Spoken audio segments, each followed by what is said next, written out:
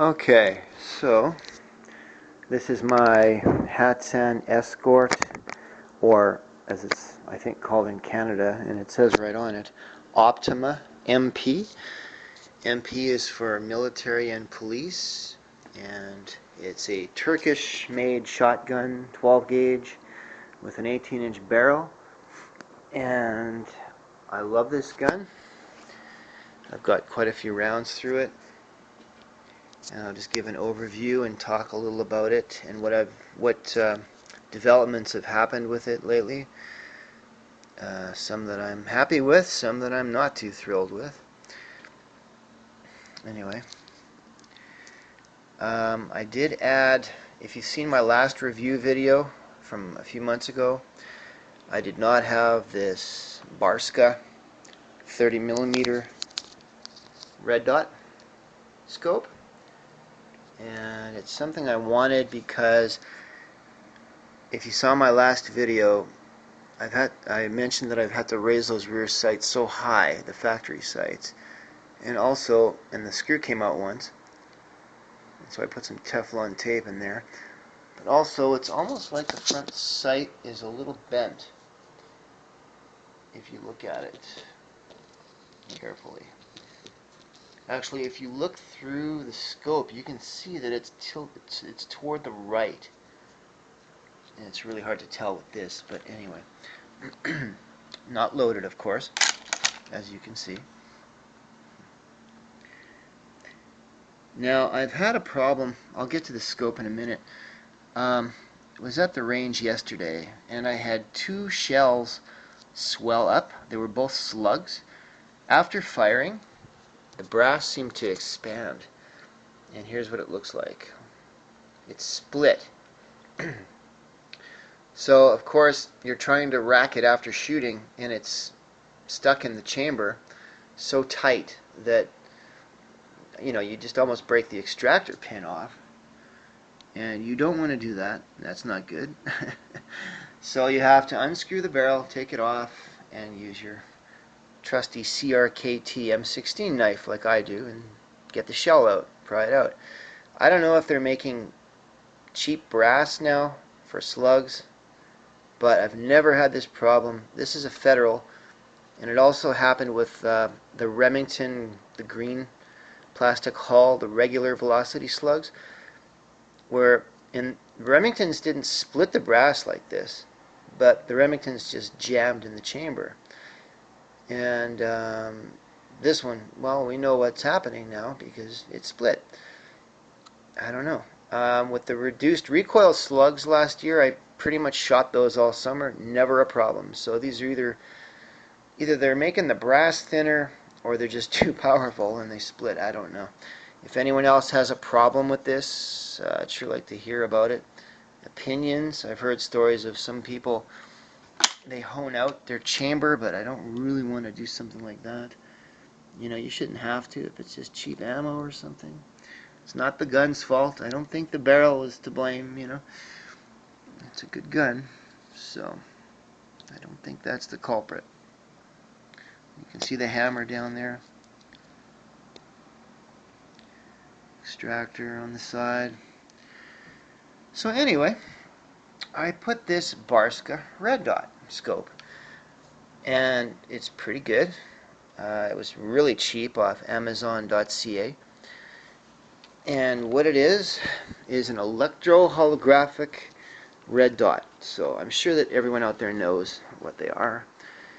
I hope you can see it if I turn on the dot, because I have my video light on my BlackBerry, and that's why. Let's see here. I'll try to do this. One hand. There, that's the brightest setting for the dot. Let's see. I'm going to cover the video light and just see. See the dot? Right above the front sight, you can see the dot. Well, that's your sight. Okay? So you can line up your targets. Now, I've had a little issue with the dot moving slightly, and it always moves to the right, the dot. So that puts the slug if you're shooting slugs at 50 or 100 yards, when that red dot moves to the right, it puts your slug more to the left. So I've actually had to move the dot to the left quite a bit with the windage screw.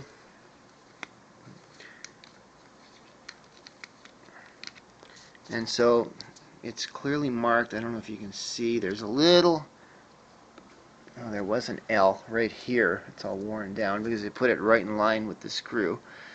You know, and you would turn it to the left to move the dot left, and that would in turn, it moves the impact of the slug to the right. So I've got it sighted on right now. It's bang on. So with the Barska, you know, these are supposed to be good for 12 gauge, to handle 12 gauge recoil. And it's pretty good. I don't mind moving it once in a while. I think after about 10 shots you have to make some minor adjustments, you know, but it fits on there really nicely. And once these bolts, you know, after the first few times you shoot it, you'll be having to tighten these screws up, the mounting bolts, mounting screws, because they will loosen up after a few shots. And but now they're just perfect. They stay put. And Barska even gives you the rubber caps to protect them, the glass, when you're not shooting or transporting the firearm. And so there you go. So I'm curious if anyone else has had splitting or swelling cases or hulls, cartridges, whatever you want to call them. And sometimes, well, yesterday I had 2 jams, and it's not fun to always take the barrel off, so just curious if anyone else has had that happen. But overall, I really like this firearm. It's really great. Very comfortable to shoot. I think it's about 7.5 pounds.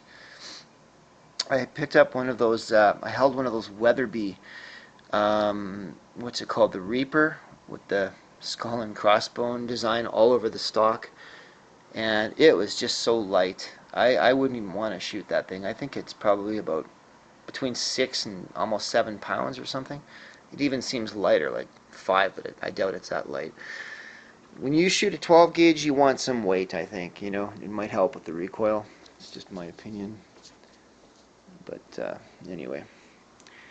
So this, other than that, this has been a great shotgun, and I never had any of those shells swell and gem up all last year until I started using full-powered slugs.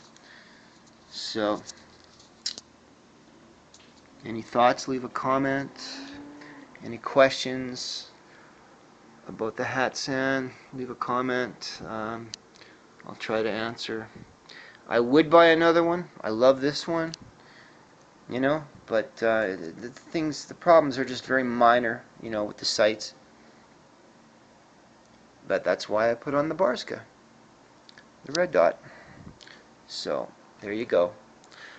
Thanks for watching, and let me know what you think.